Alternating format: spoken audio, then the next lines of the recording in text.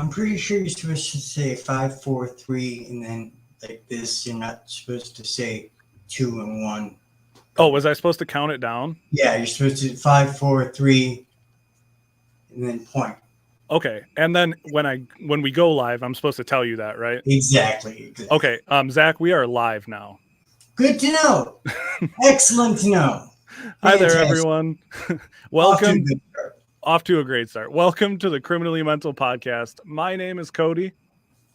I'm Zac Galloway, and here to introduce our show is the friend of our show and the host of the VT Network, Deadman. Welcome to the Criminally Mental Podcast, where we talk about mental health and the criminal justice system, with your two hosts, Kody Green and Zac Galloway, currently both on parole and compassionate release. Now, here's the show. I still am kind of tripping over when you had him come in. Now, every time that I introduce him, I kind of hope that he's going to be the guest. And I'm not going to say I'm disappointed that he's not. I'm just saying it's kind of a letdown. I know you were so excited to have him on. One of these days, I'm going to bring him back on, but have him dress and everything just the same and see if you notice. Probably won't. Probably will not. But before we bring on the guest, I figure we should talk about the last episode we did, because it's been a couple weeks. Where the fuck have you been, dog? Yeah. This time, I definitely was the one that needed a little bit of a break. So just for context, everyone who is watching may or may not know that I took a hiatus from all social media. And that actually started with us doing a podcast episode that ended with me having symptoms. And so I wanted to say I did post a clip of that to TikTok, and the comments were really supportive, but especially in terms of Zach's response. I don't know if you saw the video I posted that I tagged you in. People thought you were really, really good about how you responded, and they were really impressed with how easily you were able to tell that I was struggling. And I don't think people realize, some people who know you might not realize that you have worked with me for a long time, but you also had a friend who had schizophrenia while you were in prison too. So it was kind of obvious to me pretty early into the episode that you were kind of struggling, and then it's just the little things you pick up on. We have worked together for so long that I kind of knew that we needed to cut, and you needed a break obviously that night. But ultimately, I'm very glad you're back. I don't know what I was going to do. I mean, I was trying to interview other people to take your place. Couldn't find anybody. It's hard to find a schizophrenic ex-felon that can take the kind of abuse you suffer from me every week. So that's true. That is true. It's got to be pretty hard to find a schizophrenic felon with a past of drug addiction, or maybe not at all, actually. Actually, not so much that, but one that can take the abuse that you dish out, it's tough. Oh, well, that's good to know. At least I know I have job security here. Yes, you are a very good sponge. But seriously, I appreciate everyone being so understanding. The awesome thing that me and Zach were talking about when it comes to this podcast, Zach and I, oh my God. How hard is that, man? How hard is that? I don't know. You're going to correct me every week until we both die, though. Most likely. No, but when it comes to the podcast and our followers, we do want to appreciate, we do want to take time to appreciate how willing you guys are to constantly come back, because through Zach's medical stuff, my mental health stuff, we have a very hard time keeping schedule and being able to do this every week. We did just have the means to schedule not just one, not just two, but the next 4 weeks of guests. So Mother of God. Mother of God. It is insane. But yeah, so we have the next couple weeks planned out. I'm really excited to talk about those guests. But before we talk about those guests, we should probably talk about the guests we have with us today. How's that sound to you, Zach? Sounds fantastic to me, Kody. So we have joining us today is Johnny Crowder. I actually stumbled on his profile on LinkedIn, and I started looking into him and what he does. So he's the CEO and founder of COPENOTES. COPENOTES? COPENOTES. COPENOTES. And I'm really excited for him to tell us a little bit about it and a little bit about his past, because we love talking about mental health here. We also are huge advocates when it comes to addiction and whatnot. So I'm really excited anytime we can have someone on here who's willing to talk about mental health, because it's a really important part of what we do. And it's always so nice to be able to bring on people who have been through some of the same issues as we have. Yeah, and as Kody said before, just again, thank you for everyone for understanding the whole needing to take a break from Kody's side of the fence. It was really cool. On my page, I had a lot of people come in and ask questions like, "How's Kody doing? You know, where's Kody? Is he okay? We're worried about him. You know, blah blah blah. Come back here. You need to pay for that." I was hearing everything, and it was really very refreshing to know that people actually do care about you, Kody. That was kind of a shock to me. Yeah. So thank you guys out there for understanding and caring about us. Exactly. And that's why, like I said, it's so important for us to bring on other people who understand the struggles of mental health. So without any further ado, we have Johnny Crowder joining us. How are you today, Johnny? I am pumped up. I was traveling for a conference this week and I ate like garbage. So the first thing I did when I got home was eat salad. And I feel like I paid penance for like a week of coffee cake, basically. So I'm feeling refreshed for sure. Awesome. Well, we are super pumped to have you today. And just before we get into the Q&A, can you just tell us a little bit about you and your company COPENOTES and what you do with that? Yeah, so the short version is that I grew up in an abusive household with a bunch of different mental illnesses, basically the sampler platter, so like all sorts of different diagnoses. And I went to school for psychology. I was in treatment for a long time, / still am. I'm still in therapy right now. And I started a company called COPENOTES 4.5 years ago. And really, this was my third attempt to build a peer support resource that could scale infinitely. Fortunately, this one is actually working. And basically what we do is send randomly timed text messages that are written by peers with lived experience. And over time, those messages train the brain to think in healthier patterns. Awesome. So just like, can you give sort of like an example of what someone might receive throughout the day? I mean, yeah, so we have, we try to purposely make every text really easy to understand and short. And some of them contain psychology facts or journaling prompts, exercises. So a lot of it is like health education information, but I can look in my COPENOTES text thread right now and see if there's a good one in here. If you go to copenotes.com, like right at the top, there's a week's worth of text messages. There's a phone, so you can like scroll through if you want to see. Oh, I really liked this one. So I can be very critical of myself. And there's a text that came in on Monday at 1:03 p.m. and it said, "Your inner critic is the voice that spends all day pointing out the negative side of things. But remember this, you always have the power to talk back." So it might sound simple, might sound easy, but what's cool about those messages is half of it is the content side, but the other half is the delivery. Because if you consistently surprise your brain with health education content, over time, your brain forms new neural pathways associated with what you learn. So half is the text, but half is the way it comes in. So it's kind of like a little mental health fortune cookie in a way throughout the day. That I have to trademark that immediately. Can we pause the episode? Everyone watching can just wait. I'll come back after I file the trademark. You're welcome, sir. I love that. That is a very good way to sum that up. I do think what you're doing is really cool. So the first thing I thought of when I was looking into this and kind of looking into what COPENOTES is, I remember a time where when my schizophrenia was really bad, I was dealing with a lot of suicidal thoughts and ideology. And there was a point where I was going to harm myself, and I received a random text out of the blue from a friend I hadn't talked to in a couple weeks. And so when that happened, it was just something small. It was just checking up on me, but it made a huge difference.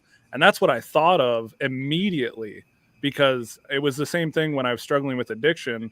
There was one time where shortly before I got sober, my brother reached out to me, and it was at the most opportune time. And so those were the two examples I thought of right away. Was there something like that that led you to think of this idea, or was it more something you just worked on over time?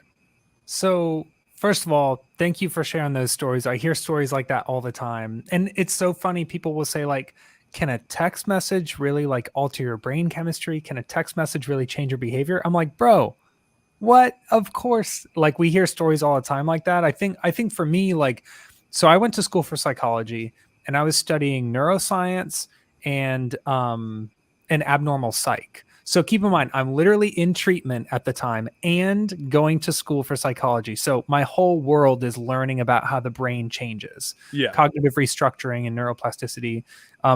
So Samantha just said in a comment, those messages sound super helpful for snapping people out of negative feedback loops. So check this out. I don't want to get too sciencey, but I'm a huge nerd. I love this stuff. I literally gave a TED talk about the neuroscience behind COPENOTES. So that's how much I care about this stuff. So what Sam just said is that basically what we're doing is delivering ecological momentary interventions, or EMIs, and they're like these little zaps to stop automatic negative thought in its tracks and encourage you to challenge that thought. So I became fascinated with neuroplasticity and brain training, and I was like, how could we make it literally, I'm not joking, Kody, when I first started COPENOTES, I was trying to place sticky notes around my house to surprise myself, but just like you can't, it's hard to tickle yourself. It's hard to surprise yourself. So I wanted to create a system that could surprise my brain. Can you tickle yourself? I think that would make for a great episode. You know what, though? The funny thing is there's a study that was done where because people with schizophrenia have like more dopamine and excess of dopamine, they are able to tickle themselves. And I get that question on TikTok a lot. So it's funny you bring that up. No way. Yeah. So that's something that I was like, yeah, apparently most people are not able to tickle themselves. Which I can tickle my feet. Okay. Yeah. See, weird. But that's basically it. Weird branch to get off on here, but yeah, that's something. It was an interesting statement, and I wanted to address it. So. You just wanted to elaborate a little more? A little bit. So when it comes to your story, Johnny, how important was it? I know you said you were going through treatment at the time that you were going to school. How big of an impact did that have on what you decided to do? Because when you go to school for what you went to school for, there are so many job opportunities, a lot of options for what you can do. What made you decide that you wanted to do something for you, like a company that you could do, that you could be in charge of, that would help people in your own way? Dude, this is going to sound like a non-answer, but I don't feel like I ever decided that. Like, really? So I went to school for psych, and my band, so I'm in a metal band, and my band got signed while I was in school still. So I had to finish my psych degree on tour. So I figured, my plan was to just do music forever. And I was like, I guess I'll never have an actual job in behavioral health. But then I started, instead of getting a job in behavioral health, I started volunteering. So this is like 2011, I started serving on nonprofit boards and volunteering, doing peer support and public advocacy. So COPENOTES, the company, is just a byproduct of doing volunteer work for like 10 years and being like, we need to scale this in a way that we can't scale volunteer work. Like there has to be some kind of tech behind it. Yeah, absolutely. And we had a question here from someone who was joined us today. Brittany Smith wanted to know, is COPENOTES like an app? So we've talked a little bit about how it works. Can you tell us more detail how it works and kind of how people can sign up for it if they're interested? Yeah, so it is like an app, but it is not an app because it's all text messages. And the reason why we do texts is in large part because of health equity. So there are people all over this country and in other countries who don't have smartphones. So for years, the behavioral health industry has said, hey man, listen, if you don't have an iPhone 13, like sucks to suck, like good luck. I hope you find something good. So we knew that we wanted to make it accessible to people without smartphones. So if you just go to copenotes.com, there's a little banner at the top. You type in your phone number, you press text me, and we text you once a day for a week. That's like the free trial thing. And the whole point was this is the other thing I'll say is like when we were looking at making it an app, we were looking at the likelihood of someone reading an app notification versus a text message. Yeah. And there's a 2% chance that you'll read an app notification and a 98% chance you'll read a text message. So we were like, oh, if we actually want to impact people. Unless you're Kody Green and then he never reads. I can get pretty bad at it too when I get focused. Yeah, technology in general, I'm just so bad at responding, which anyone... Well, I talk to your mom more than you talk to your mom. You know this, right? You realize that? On a daily basis, I talk to your mom. Yeah, I know. I'm horrible. I get so busy, and when it comes to technology, I use it for work, I use it for advocacy, and then I get off of it. I forget to message people, get back, and so something like that, I will check. I'm the type of person who checks all my messages and just forgets to respond, but that's perfect for me. So like something like that. So yeah, what you just said, Kody, the cool thing about COPENOTES is that a lot of resources require you to respond or interact, but this is something that you can use passively. So even if we text you 2 or 3 sentences, you read it, takes you 8 seconds to read that, 10 seconds, and you don't reply, it still makes an imprint on your subconscious. Absolutely. So it doesn't require that like manual decision to engage. That's really, I mean, the concept seems simple enough to me, and it is really cool.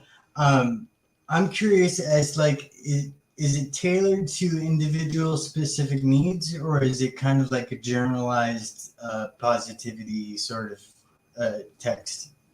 So good question. Well, I will start by saying when I started COPENOTES, I wanted to make a different track for everybody. So there'd be like a bipolar 2 track.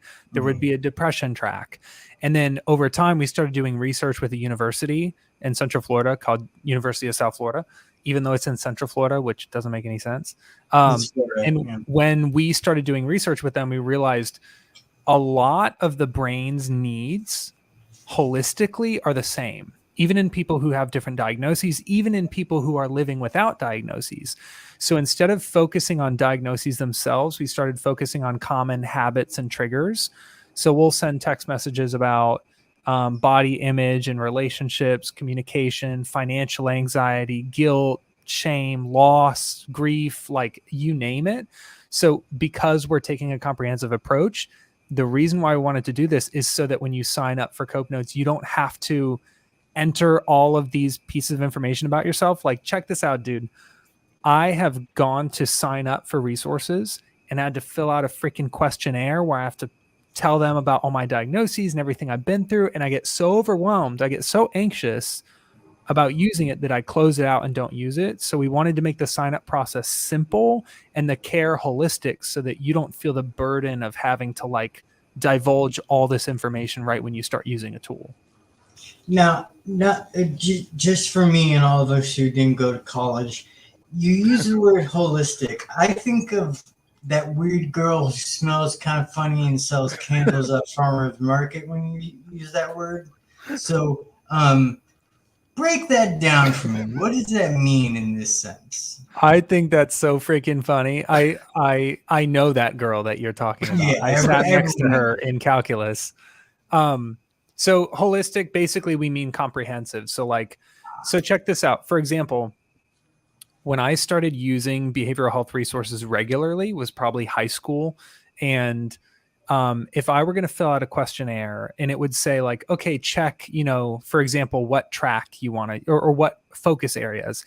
And if OCD was listed as a focus area, I'd say, no, I don't have that. I mean, I count my Cheerios and I don't step on cracks and I can't sit near windows and I haven't touched a person in 6 years, but I'm just particular. I don't have OCD. Yeah. So I think by taking a comprehensive approach, we're able to help people in areas that they might not even identify that they could benefit from help in. I think that is really important with what you're doing because Samantha asked with it being something that can obviously help with like depression, anxiety. They said, could COPENOTES also help someone with, like me, with schizophrenia? And I think what you're explaining here sounds a lot like, just by making it something that is more particular to what people experience, grief, loss, situational things that everyone with all mental illnesses can struggle with, you're actually being able to tailor to everyone, even people who may not be diagnosed yet or maybe misdiagnosed. And so that's really important for someone like me, who I went 2 years undiagnosed.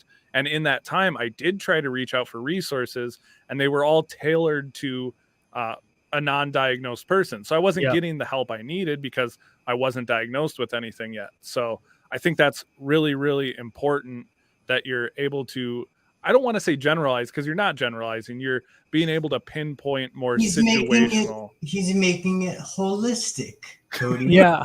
Can you smell me when I say that? Not over the camera. We're holistic, man. Yeah. But like, I guess I see the importance of that. Do you have an idea of the amount of people with different diagnoses that use it, or because they don't like sign up, like they don't have to divulge all that information? Do you have any statistics about the amount of people that use your service that are struggling with certain mental illnesses or anything like that? So we don't collect any of that information, but people do offer it to us anecdotally. Like we'll get someone will give us a testimonial, and they'll be like, I live with bipolar 1, or I live with paranoid schizophrenia, and this is the area of my life that it's helping me in. So what I do know is that we serve thousands of people who are living with multiple diagnoses like me, and thousands of people who are living with no diagnoses whatsoever. Because Kody, what blows my mind about the 2 years thing that you said, on average, it takes 11 years between onset of symptoms and engagement with care, which means that people go years undiagnosed.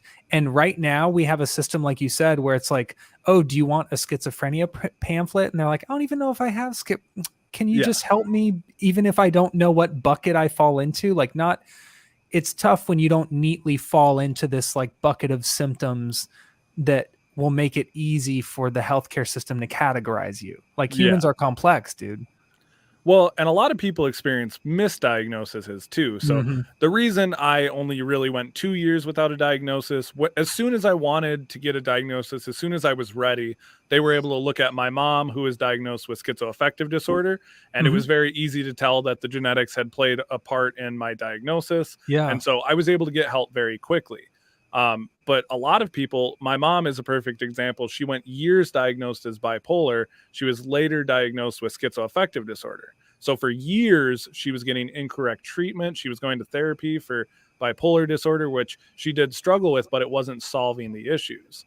And so when you're able to allow everyone to use it, even people who may never have a diagnosis, I feel like that is a really important thing for some people who definitely struggle with mental health, but not to the point where they would ever need a formal diagnosis or even medication.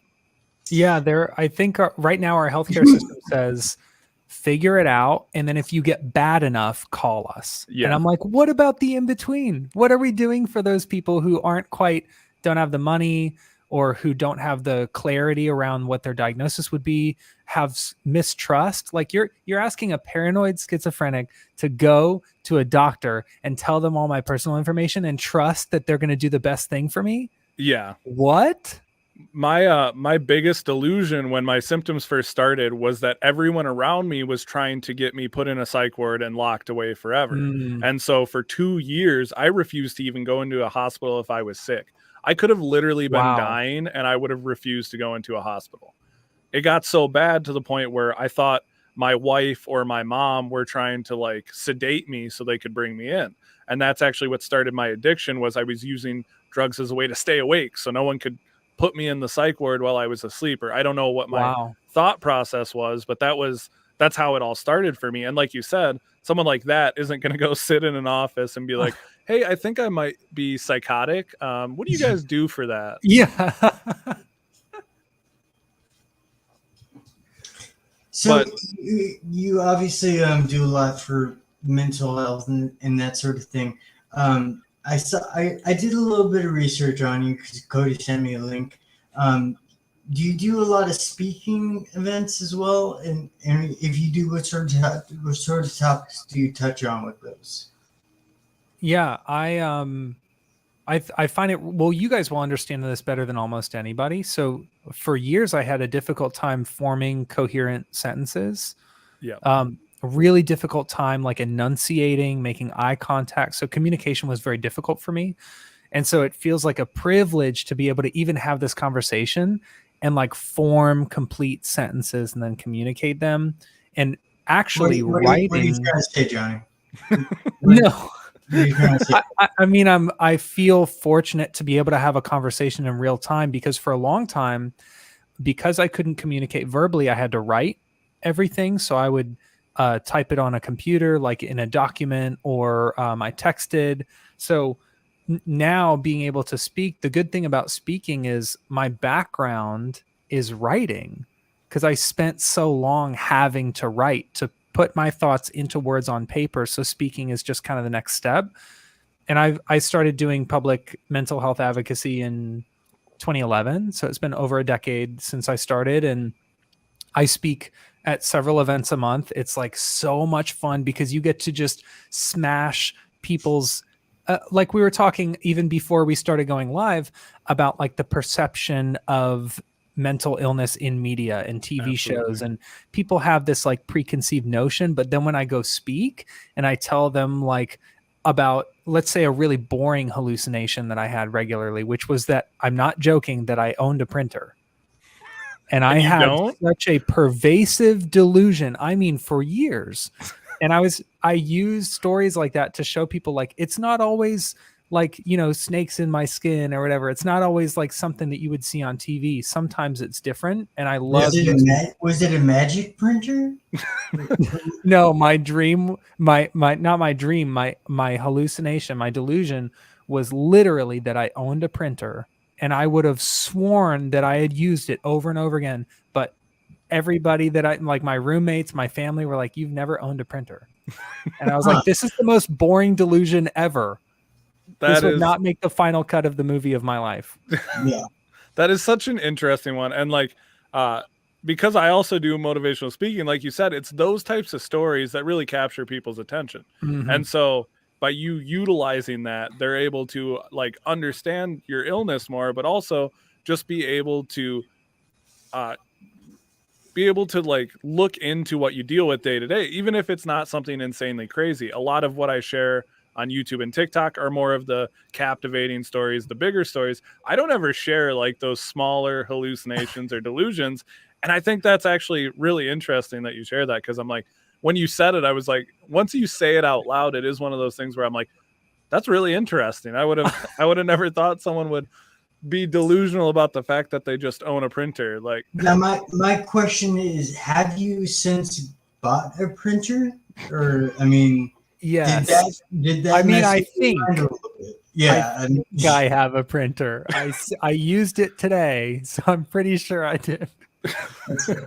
You can never be 100% sure when you struggle with hallucinations, but at least if you can physically use it, at least you're pretty sure of that. Dude, Kody, actually, even so, I just had to move.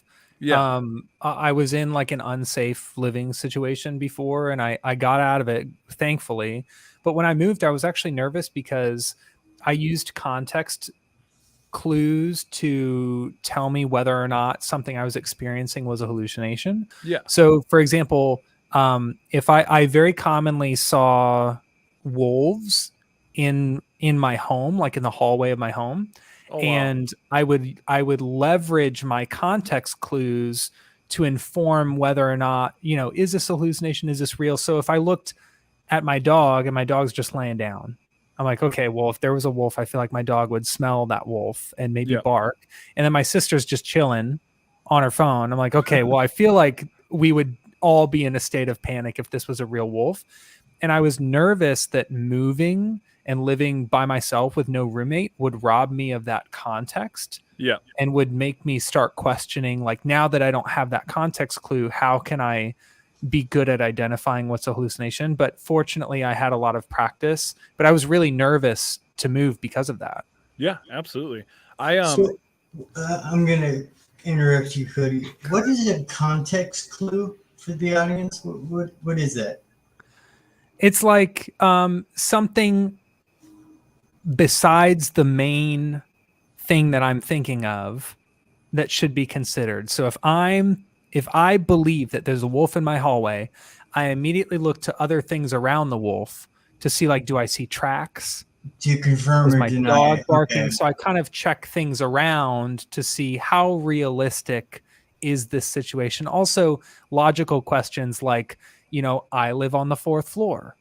So, like, how might a wolf have gotten up all those stairs and opened my locked door? So, like, things like that. I got you. Okay. Yeah, and so just to solidify that idea, I've done videos specifically about checking reality with my phone. And Zach, you're probably also familiar that I have a service dog who is trained to greet people, and if she doesn't greet people, then I know they're not there. So there are That's tools that awesome. I've actually come to use that are just like that. It's just for checking reality. And Mhm. stories like that are really impactful because people don't think about how you deal with that kind of stuff day to day. And what you were talking about is actually super impressive.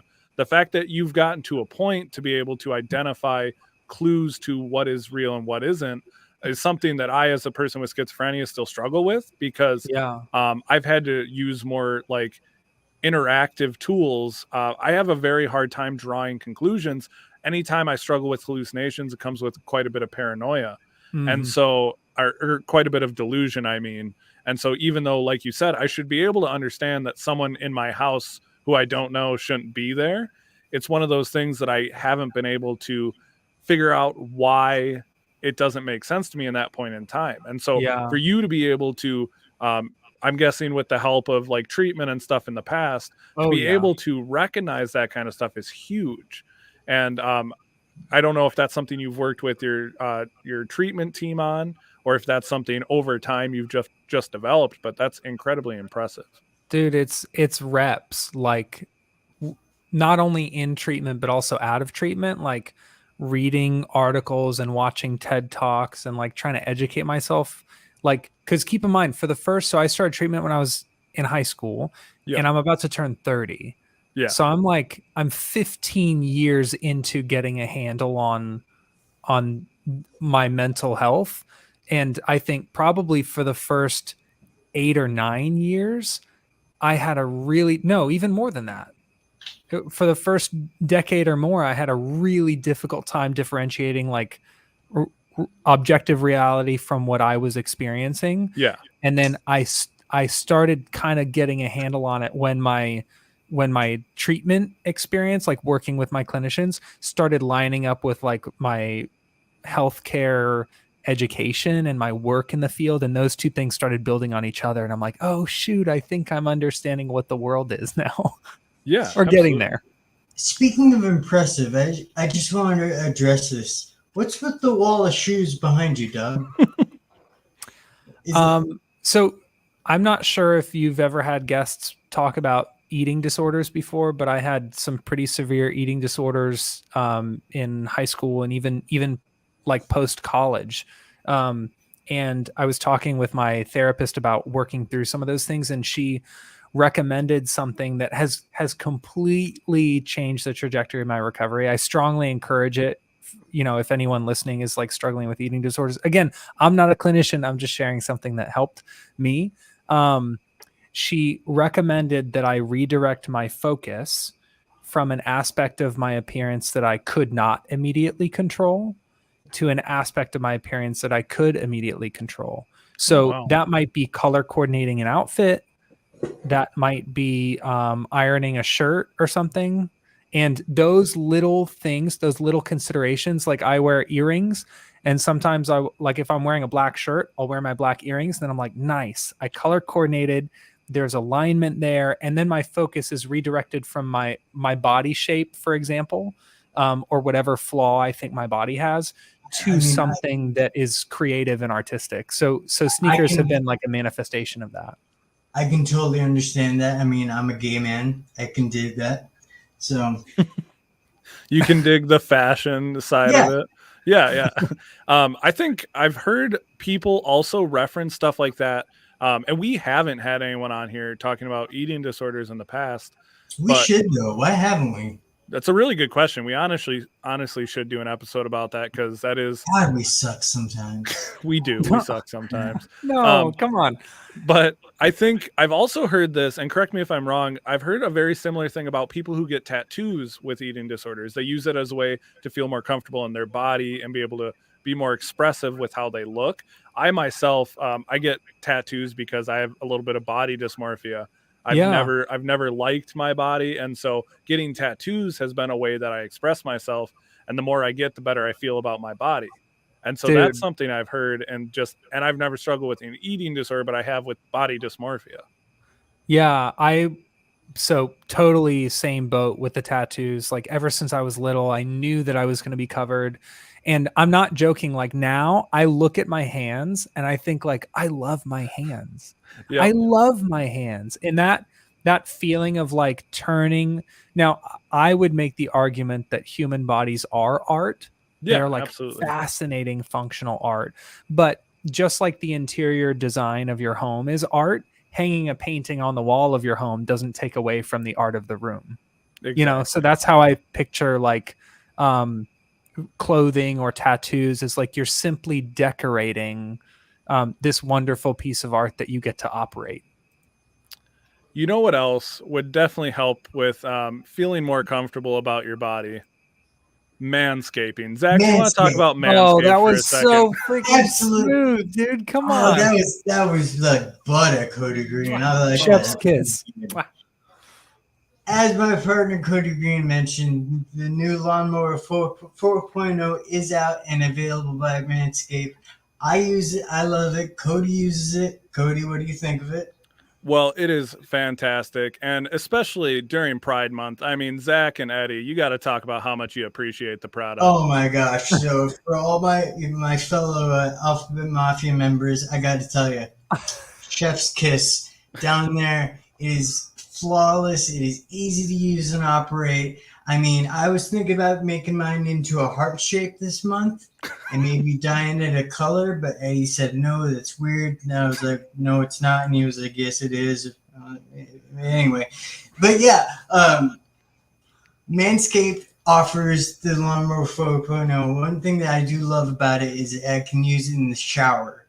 And honestly, for all the guys and the girls out there who struggle with shaving down there, the shower is an amazing place to take care of that, because you don't have to like fence off a room for a half an hour and go to town. I mean, and if you are also interested in trying out the Lawnmower 4.0 or any other amazing Manscaped products, please use Zac and Kody for a code for 20% off your next order.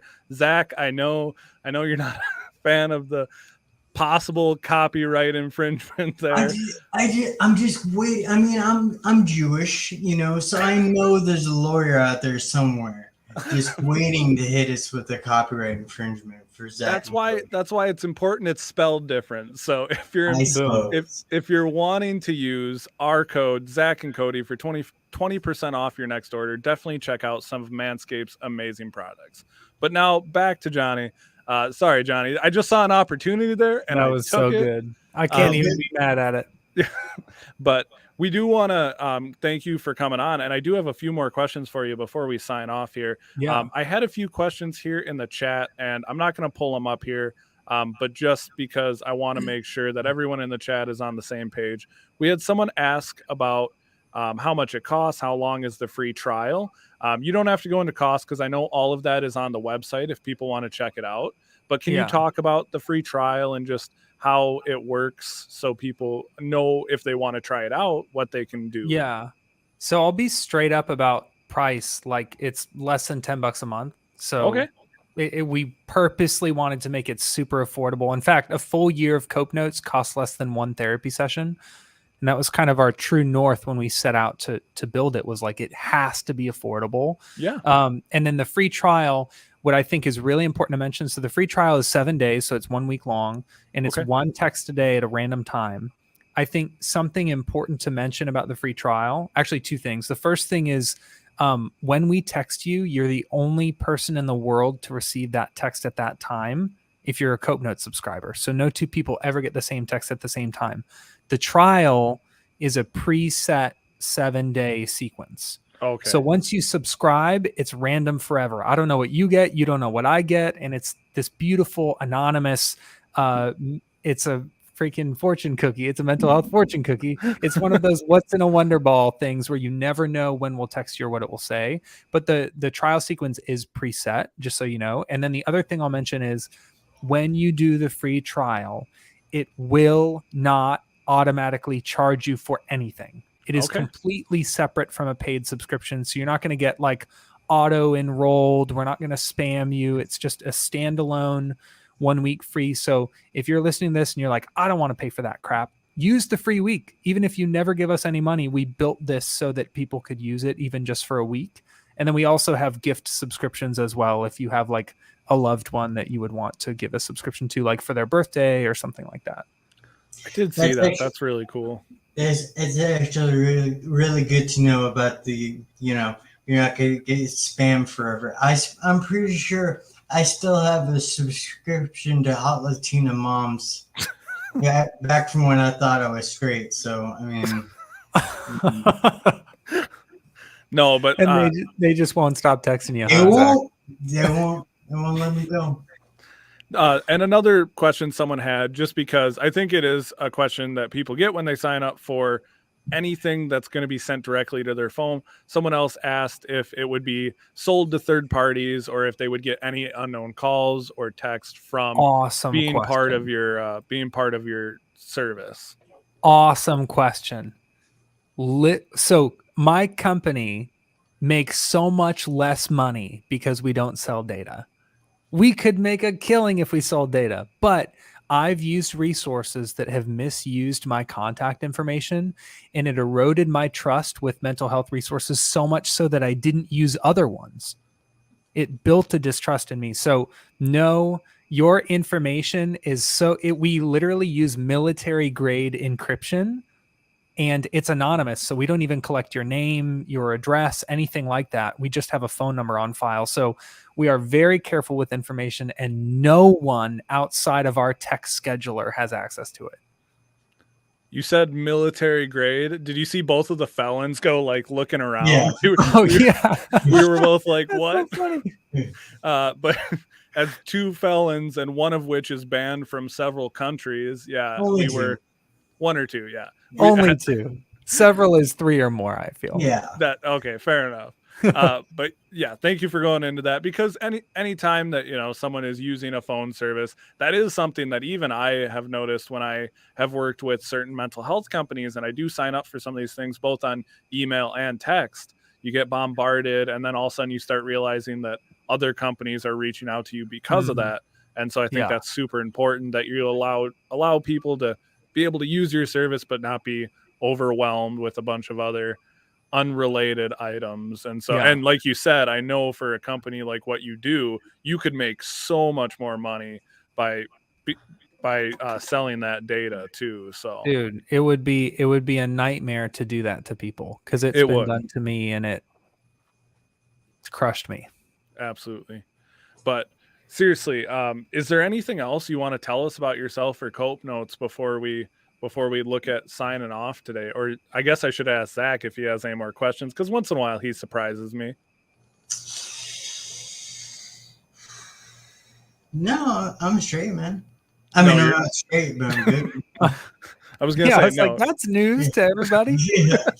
That's news to his fiance that's in the room. Yeah, surprise. But yeah, if there's anything else you want to tell us about yourself or CopeNotes before you go, just so people have a really full image and idea of who you are and what your company does before we let you go today. Yeah, I just want to tell people, like, a lot of times when I do interviews or press or something, there's this like misunderstanding, this misconception that like in order to do something like this, like to build something, you need to be all healed and magically perfect. And then you say, oh, but old me struggle with that, but not me anymore. And my encouragement to the people listening is like, dude, Zac is not perfect. Kody is not perfect. I am not perfect. We are literally working through these things in real time. So we didn't wait for this like magical unicorn moment where all of our mental illness has magically disappeared. We are working on things and doing advocacy while we are living through it. My encouragement to you is like, if you've been waiting to take a step out into advocacy or to start writing something or painting something or being active in advocacy, sharing your experiences with the people around you, my encouragement is you don't have to wait until you're so polished and gift wrapped that it makes for a pretty story. You can talk about it right now with people that you know or strangers. Like just don't wait, because people want to hear your story and would benefit from hearing it. And you don't have to wait till you're perfect to share it, because spoiler alert, you'll never be perfect. So start now. That's a great message. I mean, obviously, people just saw Kody have to just take a break, and we're all work in progress here. Some of us more than others. Bottom line is, we're all crazy. Some of us are just better medicated, So I do think that message is really important also, just because no one ever talks about it. Like, and that's why I do try to say, hey, I'm taking a mental health break. I'm going to be gone from social media for a couple of weeks, because people see us doing this. They see Zac coming out talking about prison like it didn't affect him. They say they see me doing my schizophrenic story times like it doesn't affect me to talk about it, or like it doesn't, it's not hard for me. And like you just said, this is all something that we are currently dealing with. It's not in the past.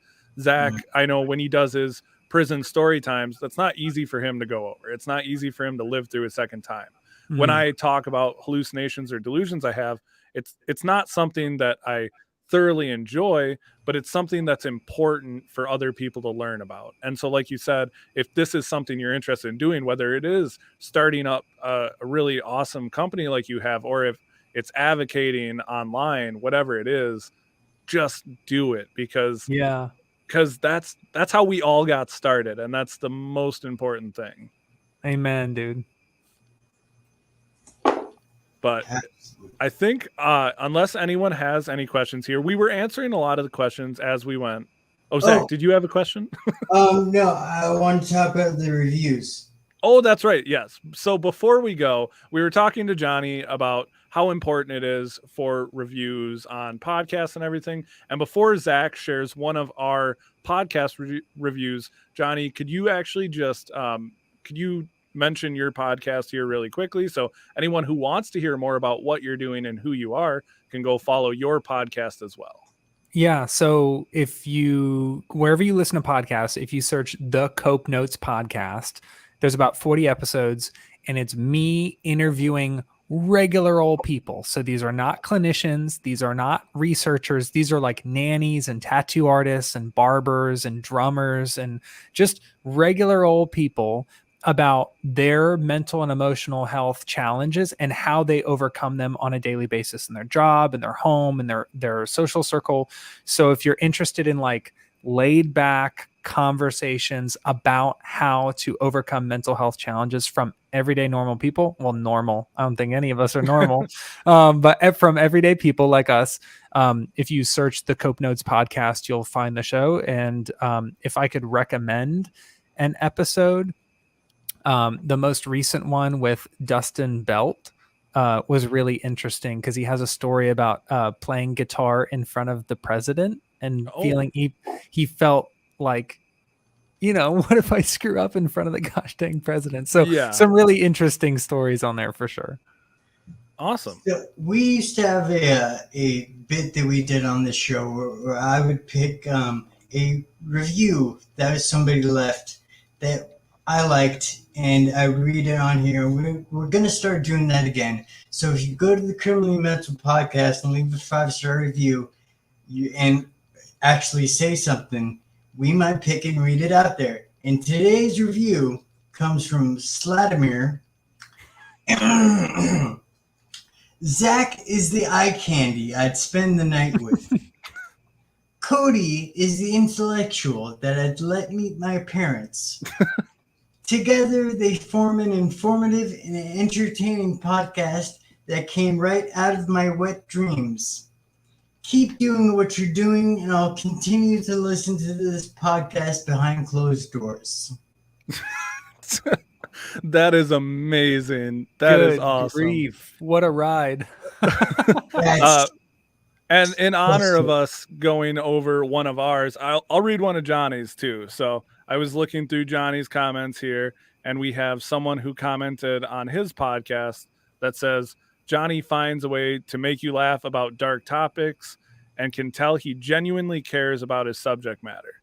A must listen if you're needing a friend through another line. So that's super cool. And as I'm flipping through these, I see a lot of awesome reviews. So keep doing what you're doing, Johnny. We love it. Dude, I appreciate it. That's so sweet. I think it's not quite as sweet as the eye candy comment that Zach got, but it's like just underneath that in terms of sweetness. it's approaching. It's up. Yeah.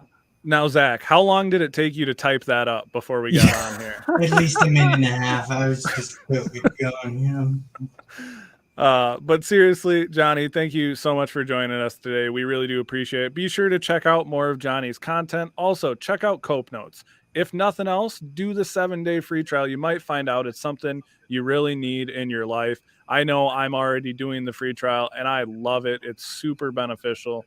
I do love spontaneous messages throughout the day. So if you guys have any other questions for Johnny, definitely check out his Instagram at Johnny Crowder Loves You. If there's anything else you guys want to learn about, whether it's more about depression, more about anxiety, more about organizations like COPENOTES, let us know who else you'd like to see us interview, because we are open to new guests on the show, and we are really booking out ahead of time. So, Zach, do you have any words of wisdom for the people before we ask Johnny to sign off for us today? Throughout the course of your life, there's going to be people who enter your walk and say negative things to try to bring you down. Fuck those people. That's amazing. I love that. Johnny, thank you again for joining us. Do you have any final words for the people before we sign off today? Yeah, I literally got a tattoo for this exact purpose. So let me know if you can see this, okay? Can you read that? That is amazing. For those of you who can't read it and are not watching this live, the back of his neck says "You Matter." That is awesome. That's it. Those are my last words. That is amazing. Thank you so much, Johnny. We appreciate you. We thank you so much for joining us today, and we will see all of you again next week on the Criminally Mental Podcast.